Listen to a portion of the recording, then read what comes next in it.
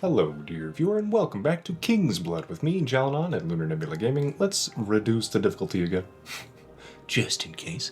And let's see what we've unlocked. Narano and Aura have found the ritual site, apparently. We have all 50 followers, which is kind of nice. Can I find any other items that we want? Items that we want.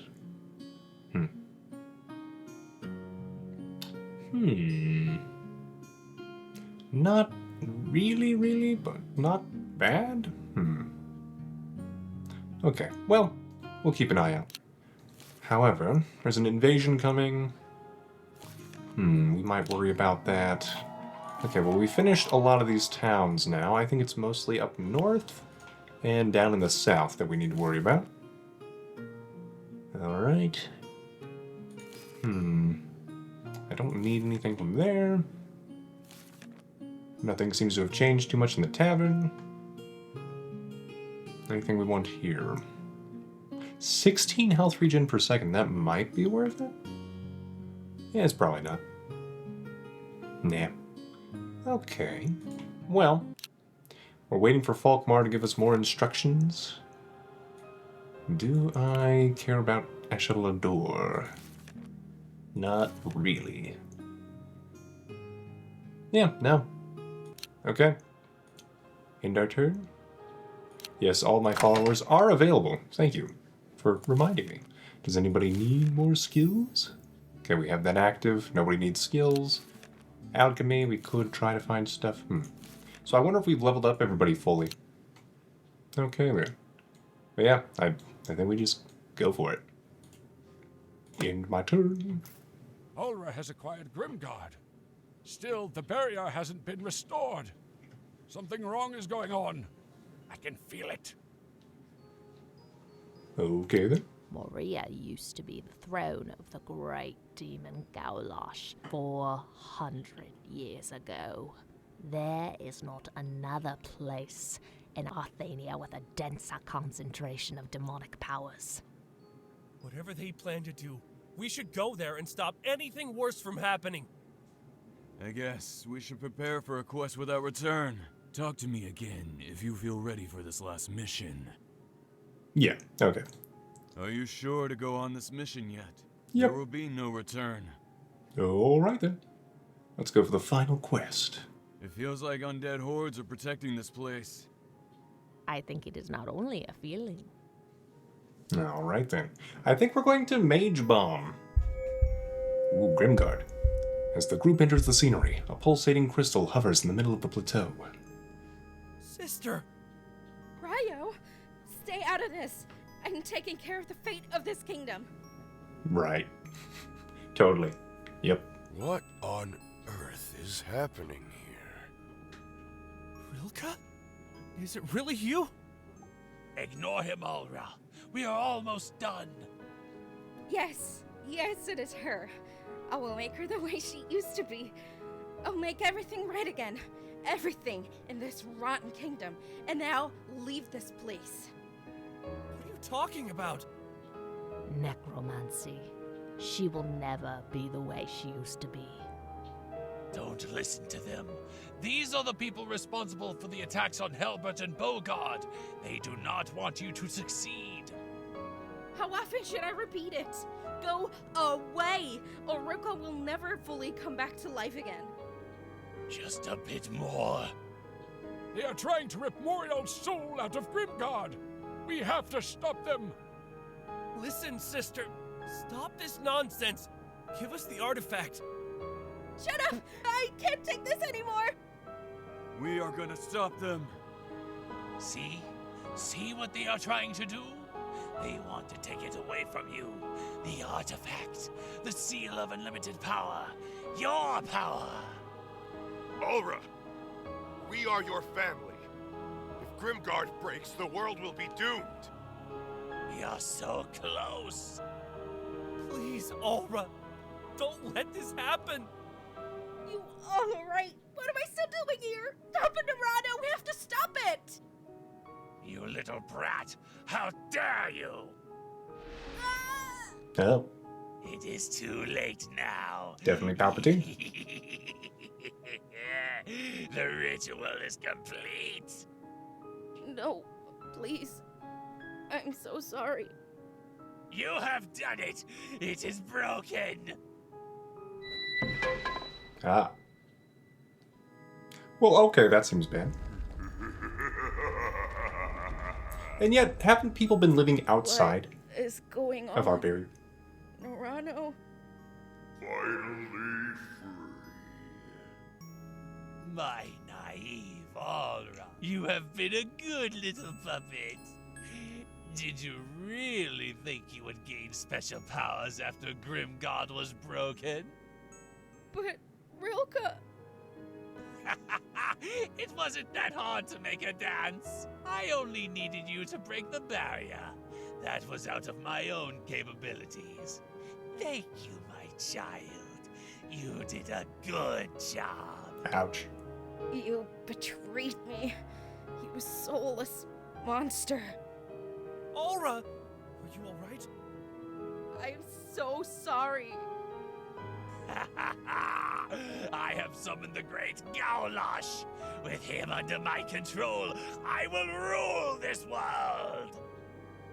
Silence you. Uh-huh. It has been you who has been my puppet for years. The double betrayal? But how is this possible? I did everything according to the ancient scriptures. Even more foolish. Who do you think wrote those? But I grant you the honor. Be the first soul I consume after this long slumber.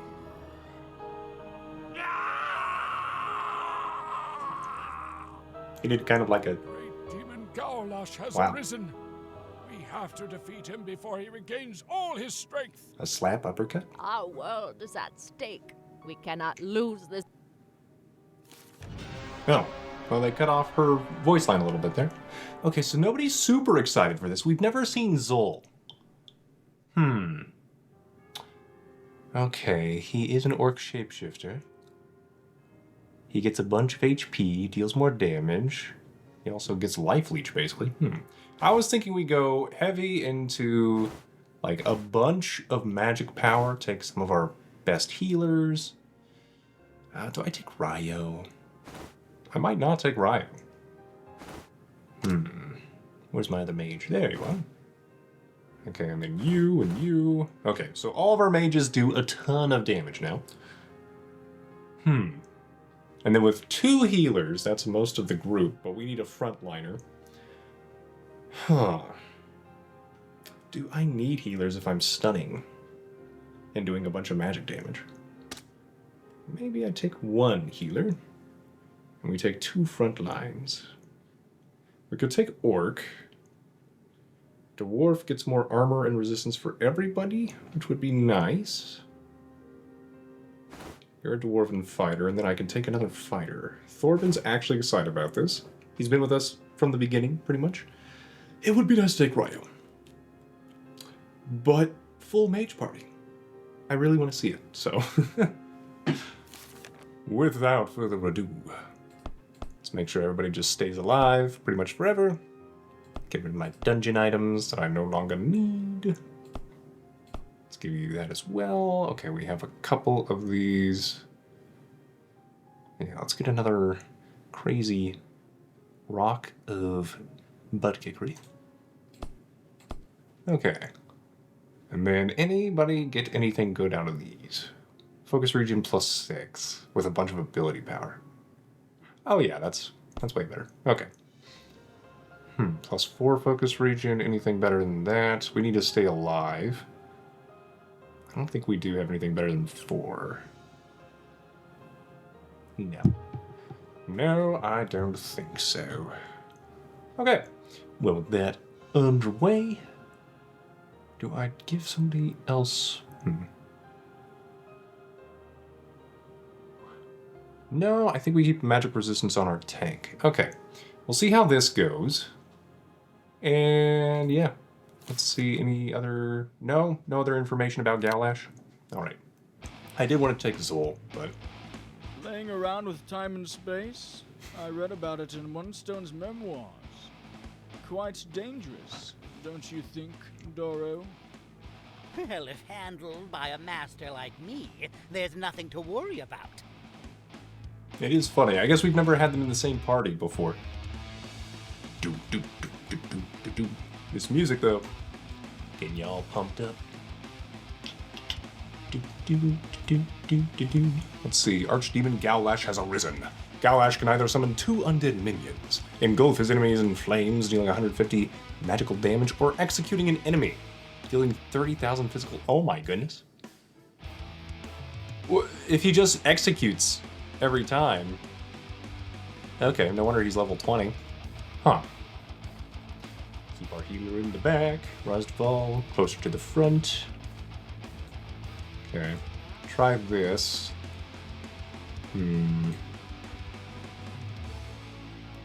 Alright. Music is ready, and so am I. Let's decrease the speed. Smack him with a rock. Wait, did they change what the rock does? Sure seems like it. Alright. The end is upon you, Gaolash!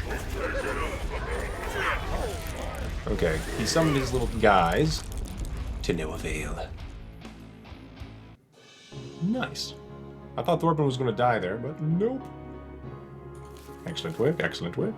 So Ignis did the most. That type bonus seems really effective on Gaolash. Alright then. Damage taken. Ho, ho, ho, ho, ho. Impossible! Impossible!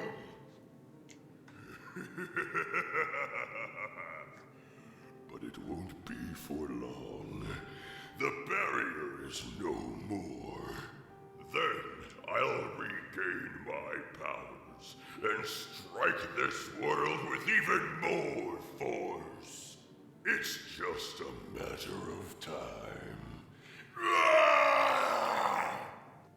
Okay, as he says his last words, Gaolash evaporates. No. We are doomed. Grimguard has been broken. I won't let that happen. It's all my fault. Sister, I can feel it. We will fix it. I love you. I feel it as well. Think about the good times we had. I do. I miss them. We will be together now. Together with Rilke. Forever!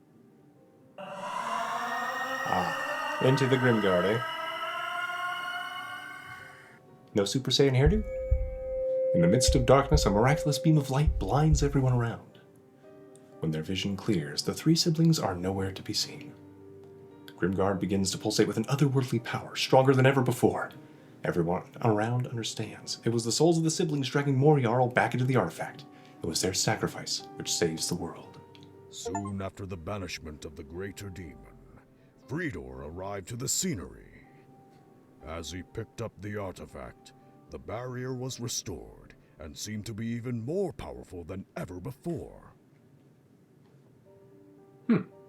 In the years that followed, Fridor worked tirelessly to transform Arthania into a representative monarchy, with a strong feudalistic system that united the leaders of all principalities as equals, and so, under his wise and benevolent rule, the kingdom flourished and prospered, ushering in an era of peace and prosperity. Alright. Kingsblood was brought to life by 3 friends with big dreams. Despite lacking external funding, they persevered for 3 years to create the game. And some was commissioned, and some stuff was given voluntarily. I missed that. Falkmar was given a title. Okay, Tara's memories of her dark past never faded. She has a spark of hope now.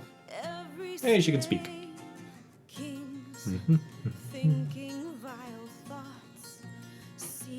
I like the end credits for the characters as well, because we do get to learn a little bit about them, with their interactions and everything. One of the highlights of the game, in my opinion, is that they do try to characterize everybody. Okay, although the world was saving the end, the horrors and tragedies that Razdaval witnessed, coupled with a feeling of failure in upholding his vow to protect his charges, sent the old man into a deep pit of despair. Ooh. Oh, Razdaval left Arthane in search of a way to resurrect Aura, Rayo, and Rilka. Which I thought we learned was impossible, but okay. Ever hungry for knowledge, Ignis joined Razdaval on his search, hoping to discover the location of the Great Tome. Didn't we find that?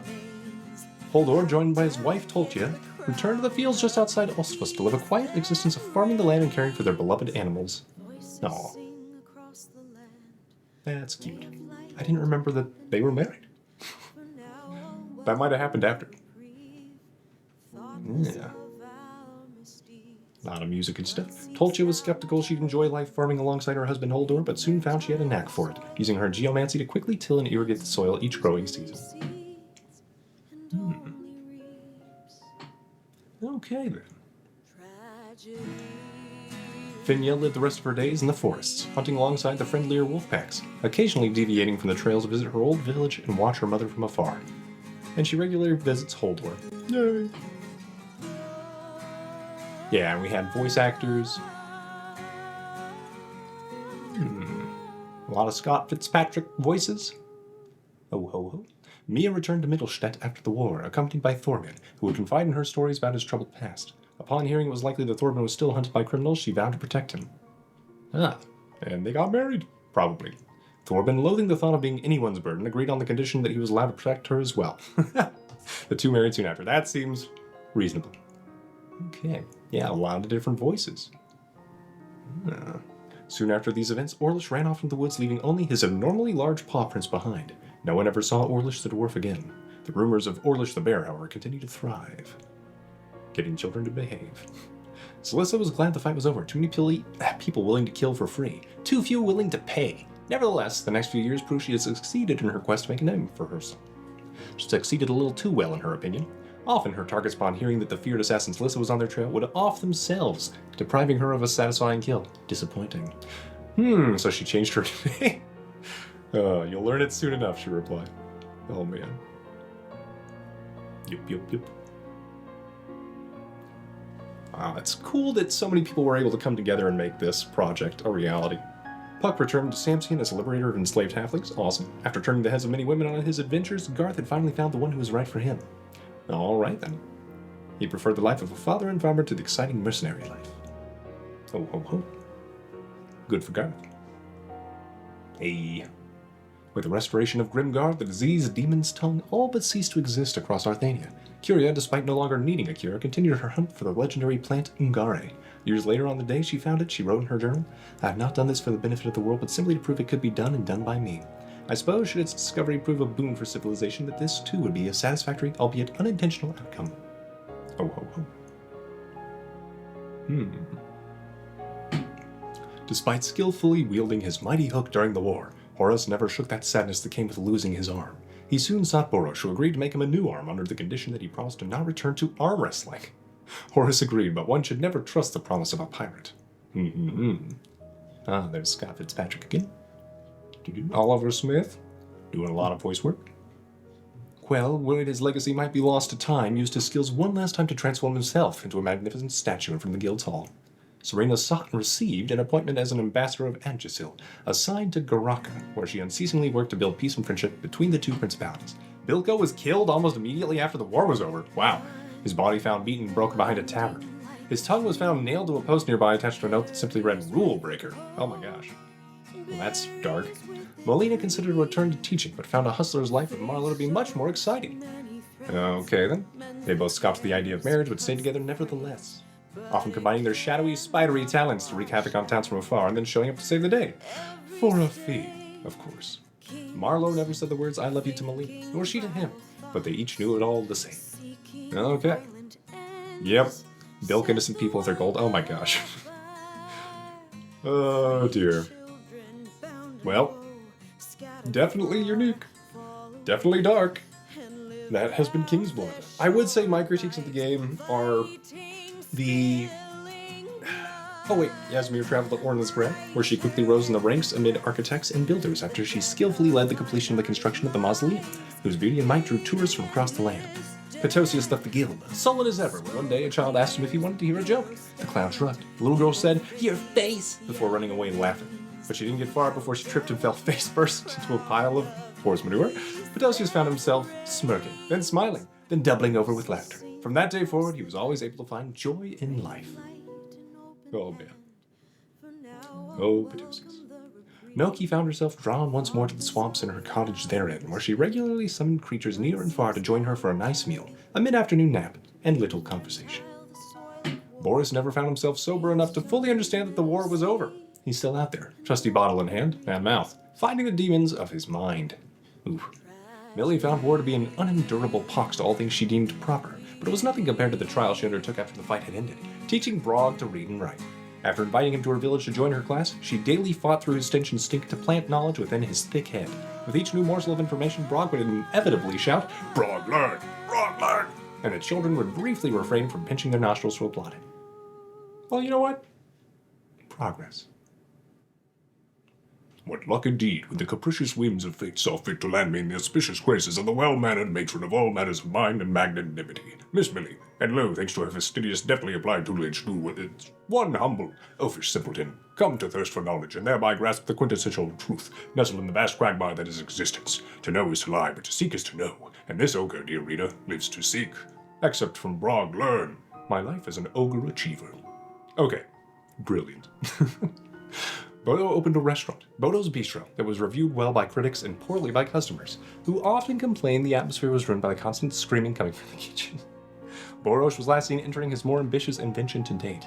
Eyewitnesses described it as resembling a sailing vessel without sails, bearing a giant forge-lined machine on its stern. The ship, for lack of a better term, then emitted a huge roar and launched itself into the night sky toward the stars, thereby shifting Arthania into a new class of civilization. This man, he was researching space tech. For Krill, becoming the champion of the Koshgor tournament remained his dream. After carefully selecting the right teammates and putting them and himself through months of grueling training, Krill and his team became Koshgor champions not once, but for 5 years running. Yorla's appetite for battle remained insatiable, and knowing that Krill was very much of the same mind, she joined his Koshgor team. Hey, that's good. Friendship.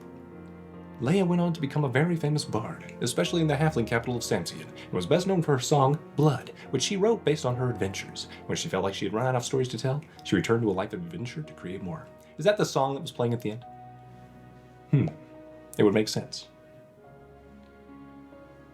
Lyrica considered returning home to his father. To do what, he wasn't sure. Ask for respect? Demand it? But in the end, Lyrica decided he owed his father nothing and himself a joyous, purpose-driven life. Inspired by Leia's songcraft and talent, he traveled alongside her across the land, bringing song and laughter to people everywhere. Hilda retired in the city of Barad-dûm as a hero, her pride restored with the death of the General Mortius. She spent her days target shooting for the joy of it, rather than competitively, and eventually did independent work as a trainer and gunsmith for Barad-dûm's city guard. Yeah, you gotta be able to pay for those targets. Gurk became tired of being bullied and ashamed of who he was, and decided to fully embrace his true nature, working day and night to increase the size of shapeshifted form and remain in it indefinitely. When he thought himself large enough, he went off to live with the tribes of giants. He quickly discovered, however, that compared to the giants, he was still quite diminutive, and encountered just as much ridicule among them. Ah, poor Gurk, man.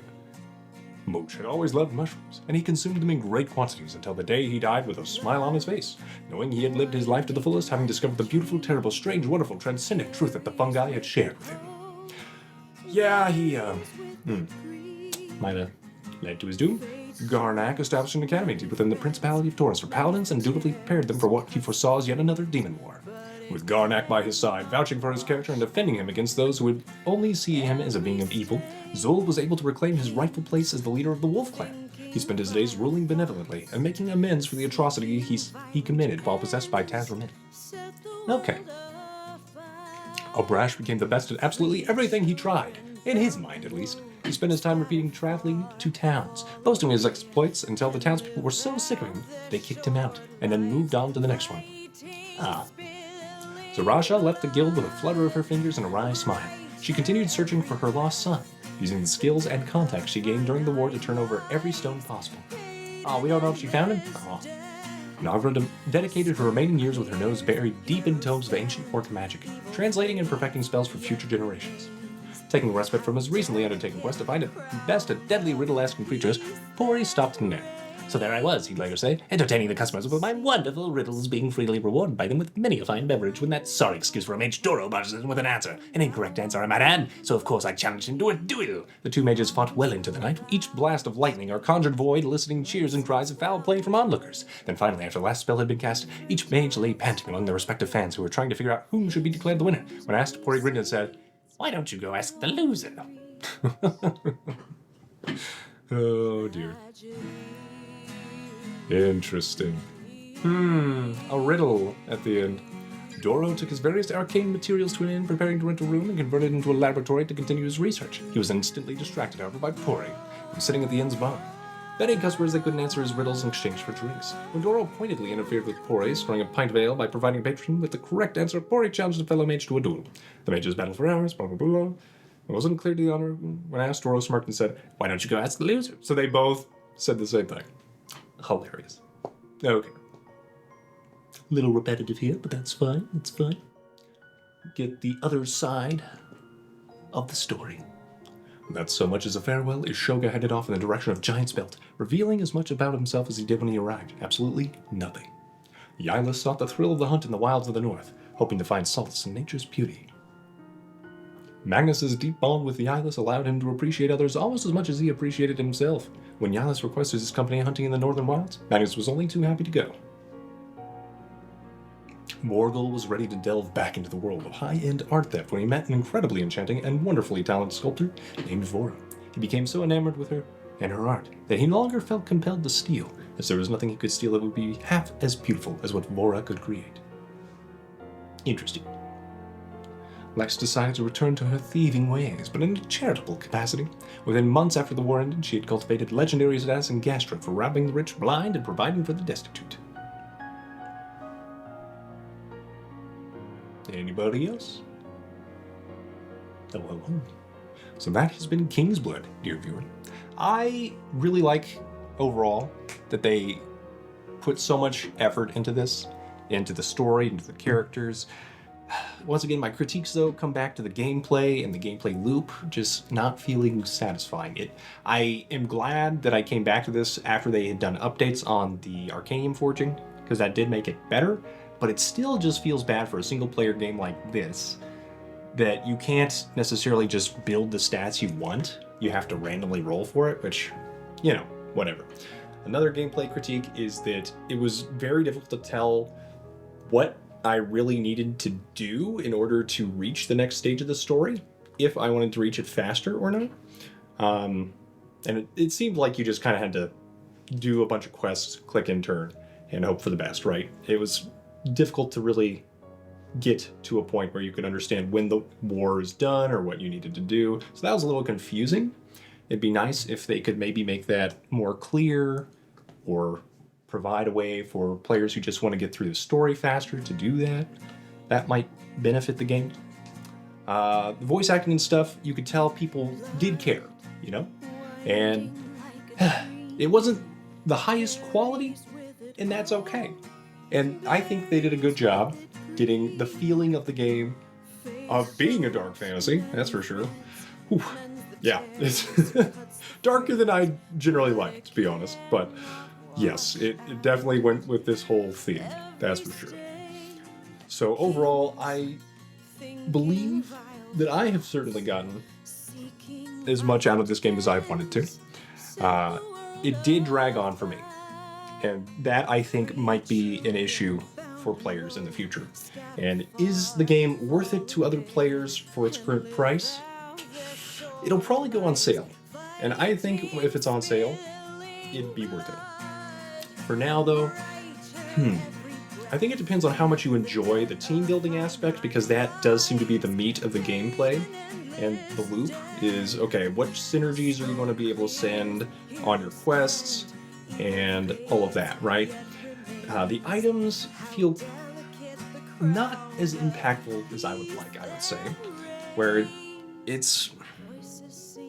When I say that, I mean that it feels like you don't have too many choices in terms of being able to build specific items. Like other autobattlers, such as Teamfight Tactics, you can really create builds and make the items do more of what you want for the character and the spot that they have on the team, right? Whereas here, you're literally just rolling and looking for the stats you want, which, okay, you know, that's interesting maybe, but it feels more like gambling and just rolling over and over again to try and find the right thing you want, rather than being able to build towards something you want. So to me, it feels less rewarding that way. The skill trees also, it's interesting as you level up, but it quickly falls off being interesting because they're all just stats, right? And same thing with the difficulty, where it feels like all it does is amp up the stats. It doesn't necessarily change tactics or anything like that. And so I think the game does suffer from feeling repetitive. So if it didn't have the story it did, and it didn't have the heart put into it that the community clearly put into it, I would have dropped this game. And, you know, full disclosure, they gave me a Steam key and I was able to play this thanks to that. And if I wasn't interested in trying to showcase this game for people that really cared to make a game and wanted to encourage them to continue making games, then yeah, I probably would have dropped the game because it just felt very repetitive after a while.